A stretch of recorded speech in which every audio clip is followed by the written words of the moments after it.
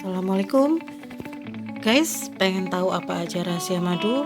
Simak sampai akhir. Jangan lupa subscribe, like, and comment. Thank you.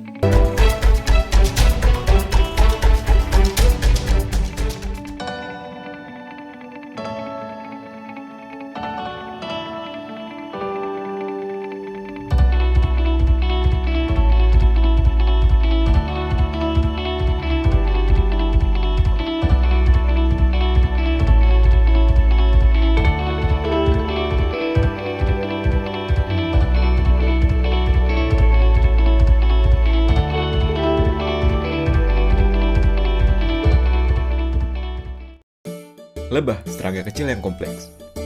Pada usia sekitar 20 hingga 40 hari, lebah ratu bakal kawin dengan sekitar 10 hingga 20 lebah sekaligus. Oke, nggak sekaligus, tapi ganti-gantian. Sel sperma dari para lebah jantan itu bakal ditampung di organ khusus pada lebah ratu, dan akan digunakan untuk bertelur seumur hidupnya. Ada dua jenis telur yang dihasilkan lebah ratu. Yang pertama, telur yang dibuahi lebah jantan akan menjadi lebah betina alias lebah pekerja. Yang kedua, telur yang tidak dibuahi akan menjadi lebah jantan. Dan lebah ratu dapat memilih telur mana yang akan ia telurkan.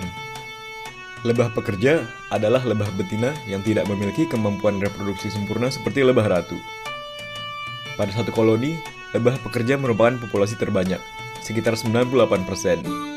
Pada usia 3 minggu pertamanya, lebah pekerja bertugas dalam sarang. Setelah usia lebih dari 3 minggu, lebah junior naik pangkat jadi lebah senior, yang tugas utamanya mencari nektar untuk diproduksi menjadi madu oleh lebah junior.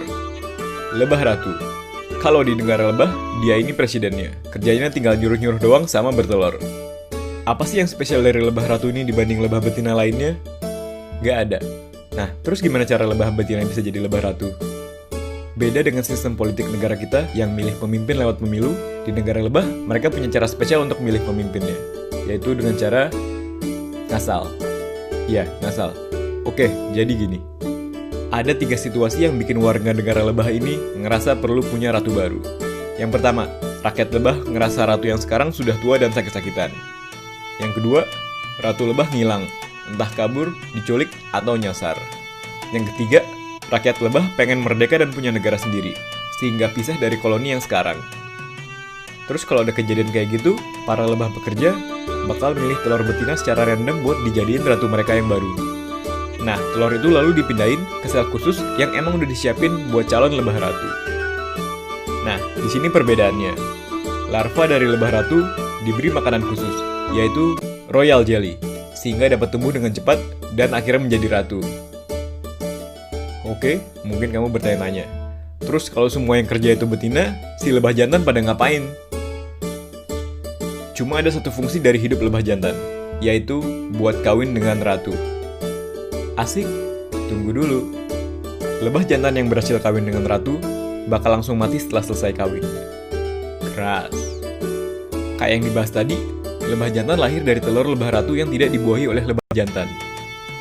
Ini berarti lebah jantan cuma punya ibu, tapi mereka nggak punya bapak. Tapi mereka pasti punya kakek. Nah, ribet kan? Oke, awalnya kami pengen membuat video animasi tentang proses pembuatan madu. Tapi pas lagi riset, kita nemuin bahwa kehidupan lebah menarik juga buat dibahas. Tapi kedepannya mungkin kami bakal bikin juga animasi proses produksi madu dari si lebah ini. Thanks sudah nonton, jangan lupa like dan subscribe channel kita. Sampai jumpa di animasi selanjutnya. Ciao!